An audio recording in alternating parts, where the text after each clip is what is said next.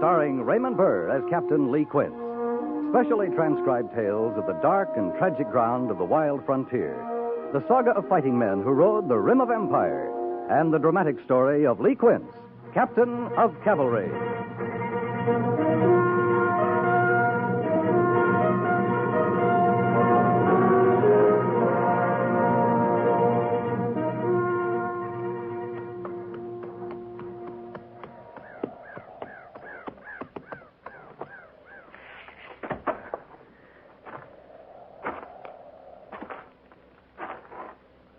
He's in there?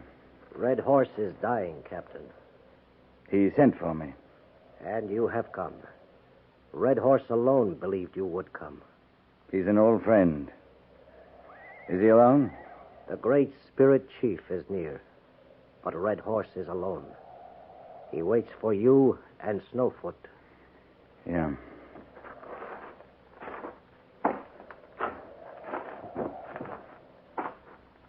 My old friend, come sit by me. Thank you, Red Horse.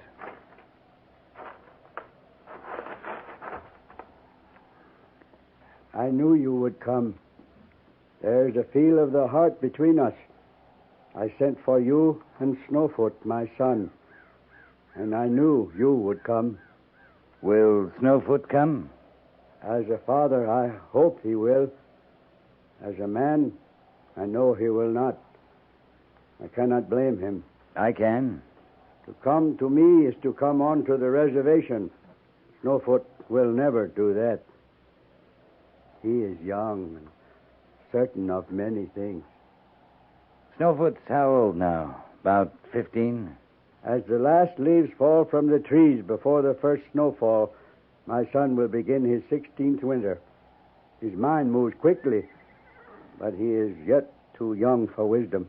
If he is all you say, maybe the wisdom will come. But he's heading for trouble, Red Horse. He and that pack of young braves with him. So far, they're content to ride fast and make a lot of noise. That won't last, you know. Snowfoot has not killed. Not yet, as far as we know. But he's wild. He'll be looking for coup feathers.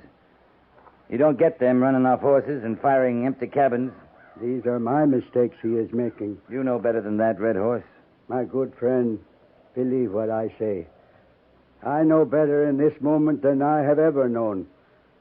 It is the privilege of the very old as well as the very young to be certain. And the years in between? You are living them. They are a time of learning and unlearning, of being right and being wrong, of slow courage and quick anger, years of growing. If it's in a man to grow. I put food in his mouth that he might grow strong of body, but I fed his mind on bitterness and hate. I take credit for one. I must take blame for the other. You're tired, Red Horse. I'll go now. Come another time. My good friend, there can be no other time. You and I have always shared wise counsel. You think a fever speaks in me because you never saw the part of Red Horse which knew hate and bitterness, but it was there. And at my knee in this lodge, Snowfoot learned to distrust the white man. It's time he learned otherwise. It's time he thought for himself. If he were at my side, I would tell him that. Would he listen? I am his father. You sent for him as his father. He's not here. My heart knows that well. Red Horse, I came here as your friend. I speak as your friend. If Snowfoot finds trouble, it's his trouble, not yours. If I find him, I'll deal with him as I find him, as Snowfoot, not as a son of Red Horse. You prove you are my friend. You speak to me now as you have always spoken. There are those who promise empty words to a dying man. To do this would be to dishonor our friendship. And when I find him? Tell him a chief stands straight among all people. Tell him a man cannot stand straight when his mind is crooked. I can promise that, Red Horse. You give me peace. Go now, my friend. You cannot hear him come, but he is near. The great spirit chief comes only for Red Horse. Red Horse, Have no fear. It is a gentle time, and I am ready.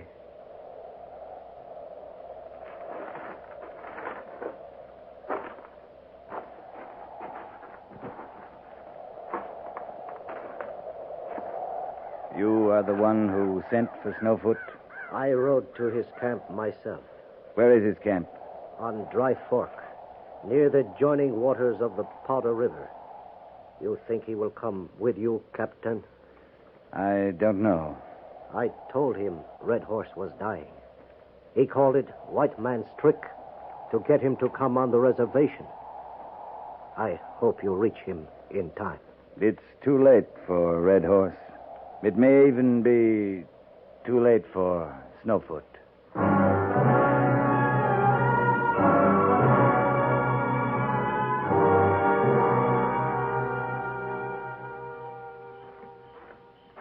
Pickets are out, sir. I just rode check on camp. Everything's quiet. Too quiet for me, Mr. Syberts. Has Sergeant Gorse returned from the telegraphers? Not yet, Captain. You expect trouble? I expect quiet. Patrolling the reservation is a quiet business. Death is a quiet time. It's all too much quiet, Mr. Syberts. Your friend Red Horse is dead? Yes.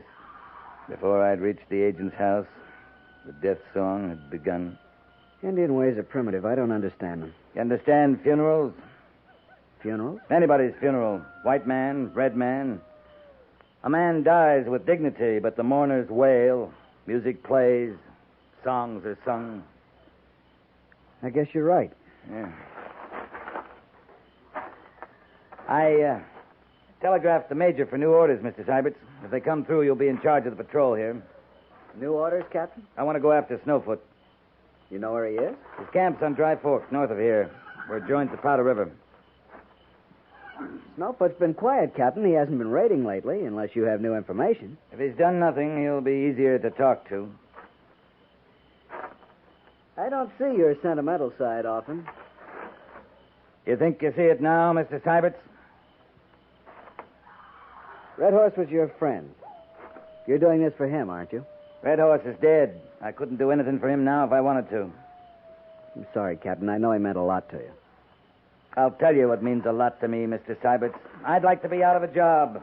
I'd like the whole army in the West to be out of a job. That'd mean a lot to me. I don't understand. When they talk peace, real peace, the red men and the white men, they won't need an army out here. Snowfoot's a young Indian. There's hope in him. If we can talk to him now, before he starts killing, if we can get him and his young band to come on the reservation, they might help us write that peace. I can't imagine you out of the Army, Captain Quint. I might surprise you, Mr. Syberts. Yes, sir, I think you might. You think the Major feels like you do? I mean, you think he'll let you go after Snowfoot? I don't know. I telegraphed him from the Indian agents this morning. I should have heard by now. Well, suppose the Major says, all right, go after Snowfoot. Will Snowfoot listen to you? I think he'll listen. That doesn't mean he'll do as I say. Captain Quint, sir? Oh, come in, Sergeant. Captain, Lieutenant. Telegrapher just got it, sir. Turn up that lantern, Mr. Syberts. Yes, sir.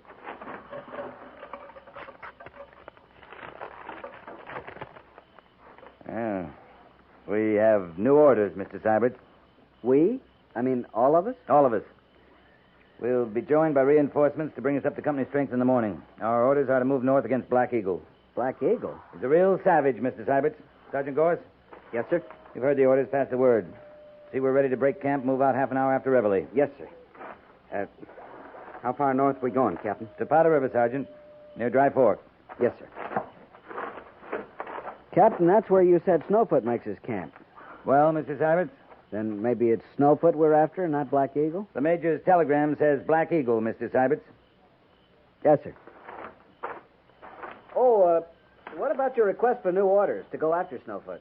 They were denied. We've a hard day of riding ahead, Mr. Syberts. Yes, sir. I think I'll turn in early. Good night, Captain. Good night.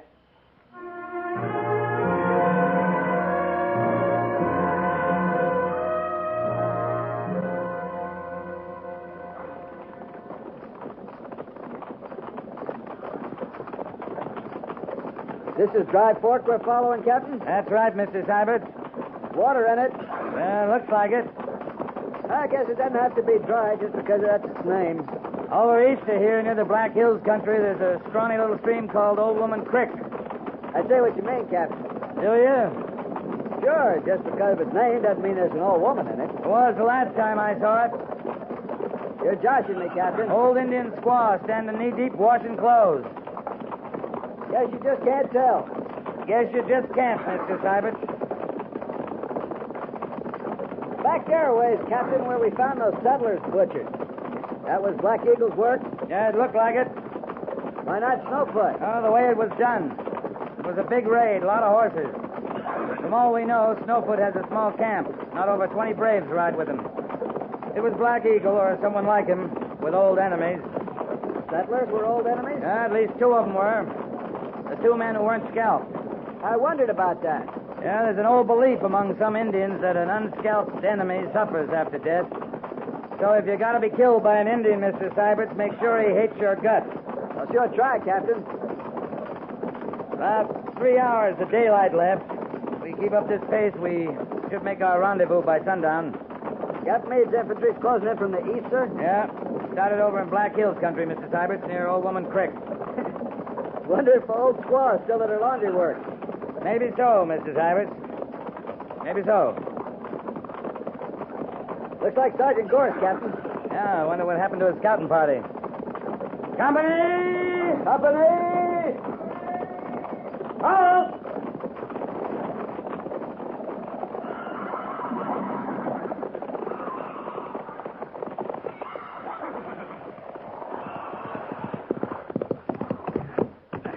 Captain Quint, sir? Sergeant? Just ahead. Over the rise, near the wash. The settler. It was a raid, sir. Not too long ago. The fire's fresh, Captain. And the settler? Still alive, sir. Company! Company! At the gallop! At the gallop! Halt!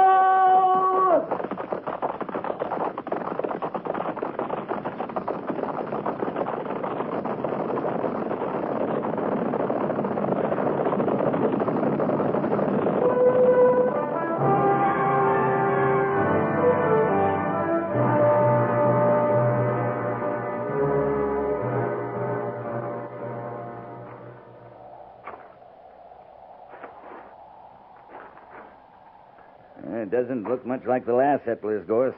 Not much. Not much at all. I count 6 arrows. You count them all, too. One shed fired. Cabin's all right. You look inside? Neat in there, Captain. And somebody give it good care. Been redd up recent like. Nobody in there? Nobody. How about the barn? Ice house? Nobody around. Nothing torn up, throwed around. Funniest kind of engine raid I ever heard tell. Not many of them either, judging from the hoof marks. I'd say they were riding west, Sergeant. Bearing toward Powder River, sir.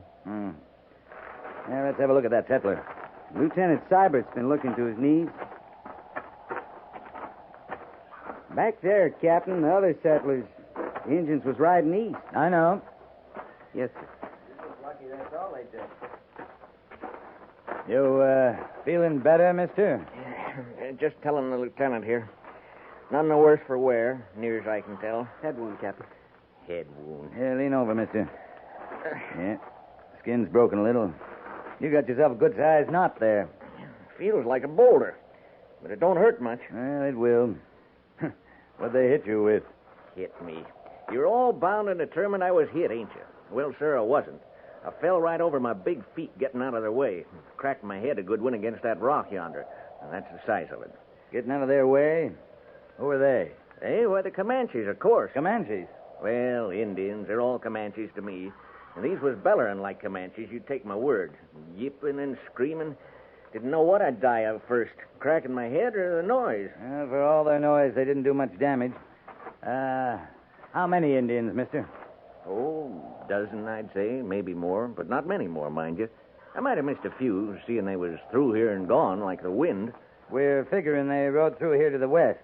That right? That way. Yeah, west, toward Powder River. Oh, there's something else you can figure on while you're about it. What's that? I was young. Real young. I guess they'd have to be bellering and yipping that away. Yes, indeedy. Mighty young.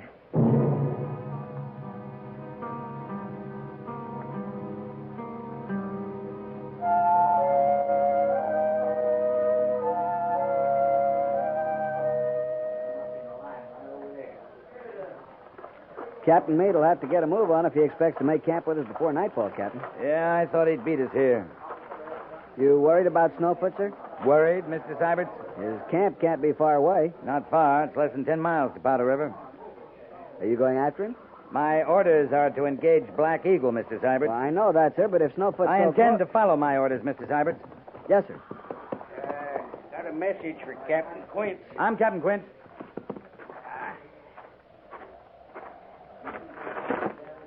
Message from Captain Meade, sir. Yeah, thank you. Yeah. Meade engaged Black Eagle at Porcupine Creek. Trapped him. Was a rout. Black Eagle? He's dead. Any reply, sir? My compliments to Captain Meade. Tell him well done. Yes, sir. How long since you ate, soldier? Been a spell, sir, since early morning. Sergeant Gorse?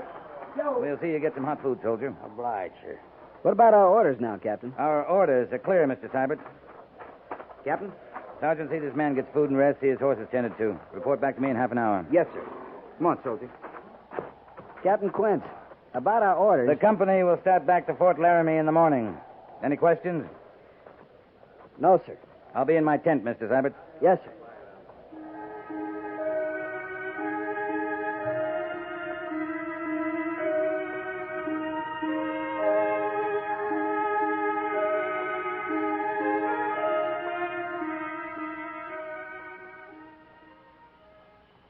You, think I'm crazy, Gorse? Maybe not crazy, but you're sure acting like a man who wants to get himself captured. Suppose you wanted to talk to Snowfoot one man to another. You know any better way than to go to his camp alone? The way you want to talk to him unofficial like, no, I don't know a better way. You want him to hold top hand, don't you, Cap? Yeah, he has to, Gorse. There ain't many Indian camps I'd walk into alone, but if I had my pick, I'd take Snowfoot's. You'll help Mr. Syberts understand this, won't you, Sergeant? Now, that might be a lifetime job, Captain. It's got to be between Snowfoot and me, not the Army and a young Indian band, if it's going to do any good. Well, he'll have scouts out. You set to handle him? If I have to. I'd rather they captured me. Captain Quince, if you figured you was going to get yourself killed... I'm not figuring that way, or I wouldn't do it. You know that, Gorse?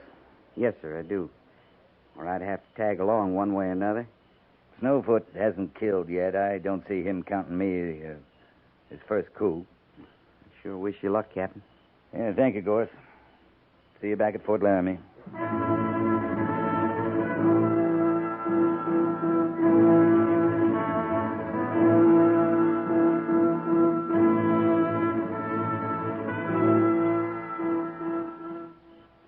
His trick. His white man's trick. You see, Snowfoot. By morning, white man's army come. Trick belongs to Snowfoot, Spotted Dog. Go now. Call the council together. I will speak to them when I have finished with White Captain. But Snowfoot... Go now. That your whole band, Snowfoot? We have scouts out. We make up in young strength what we lack in number. So, we trick you, White Captain. You did? Raids of Snowfoot bring much fear to white man, or White Captain would not be here. You're not thinking very straight, Snowfoot. I knew white man would come. I know you, White Captain, would come, friend of my father. I have a message from your father. My father is dead. Before he died, he asked me to tell you that a chief stands straight among all people. That a man cannot stand straight when his mind is crooked. He was an old man, my father. Old men stoop, grow soft, with the mind of a squaw. Old men go to reservation to make friend with white men, and to die. Your father was a proud chief, Snowfoot, and a wise one. Before he made friends with white man, yes. What do you want from the white man? My hunting grounds. The right to move in peace among my own people, on my own lands. Do you think you'll get what you want this way? It is the only way. You don't know what you're talking about. Your words are like your raids, a lot of noise and not much meaning. My raids have brought White Captain. White man now sees the power of Snowfoot. You don't believe that yourself. White Captain speaks big words for a captive. What do you do with your captive, Snowfoot? Snowfoot has his ways. You never captured a thing but a few horses. You never killed a thing but game. That's why I think maybe there's some hope for you. White Captain is prisoner. Big coup for Snowfoot. Tomorrow, White Army men come. Talk terms with Snowfoot for release of White Captain. They won't come tomorrow, Snowfoot, because I'm not big enough. And because you're not big enough. They will come. If I were a general, if you were Sitting Bull, maybe. But we're not. We're just a couple of men this country could use. They will come. A lot of young braves like you are hunting on the reservation and fishing and sitting at council tables with white men. White men will come. Bring counsel to Snowfoot. Make peace on Snowfoot's terms. You'll see, Snowfoot. We're not big enough.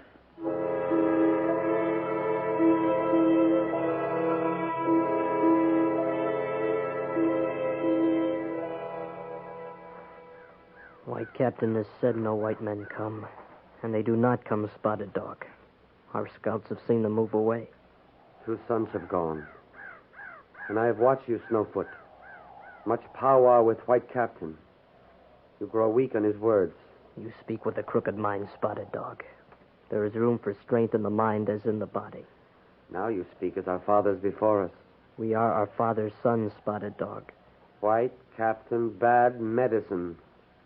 Then we will rid the camp of him. Kill? You will get White Captain's horse, Spotted Dog. Now.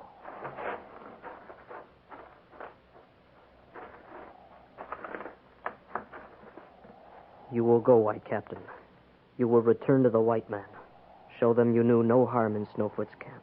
Yes, I'll show them. They will see I am proud chief, worthy of counsel. Maybe they will. There's always counsel waiting for you on the reservation, Snowfoot. Reservation holds grave of my father, and I am my father's son. You will go now, White Captain.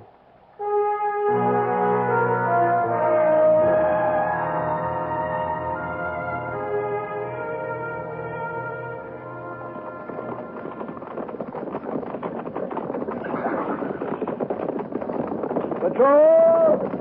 Halt!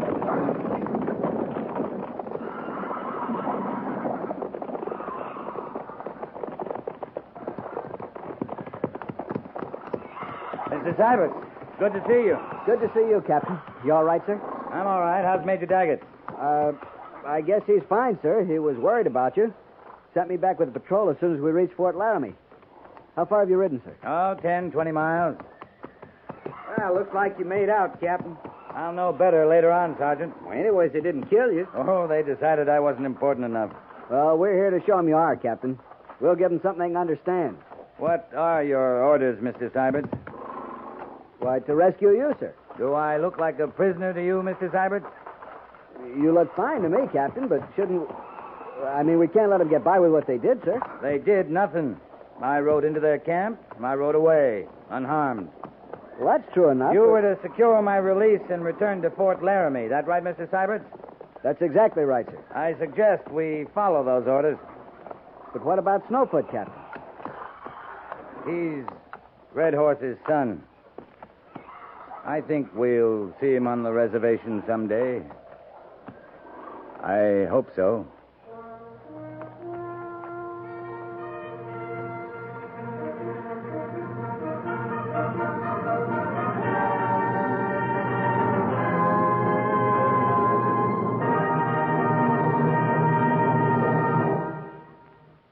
Fort Laramie is produced and directed by Norman MacDonald and stars Raymond Burr as Lee Quince, Captain of Cavalry, with Vic Perrin as Sergeant Gorse. The script was specially written for Fort Laramie by Kathleen Height, with sound patterns by Bill James and Ray Kemper. Musical supervision by Amerigo Marino. Featured in the cast were Harry Bartell, Jeffrey Silver, Ralph Moody, Lee Millar, Frank Cady, Lou Krugman, and Jack Moyles.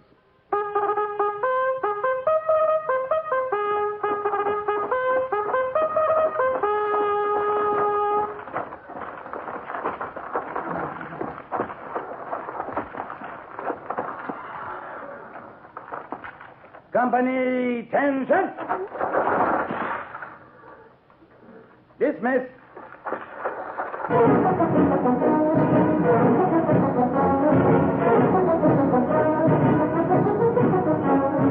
Next week, another transcribed story of the Northwest frontier and the troopers who fought under Lee Quince, Captain of Cavalry.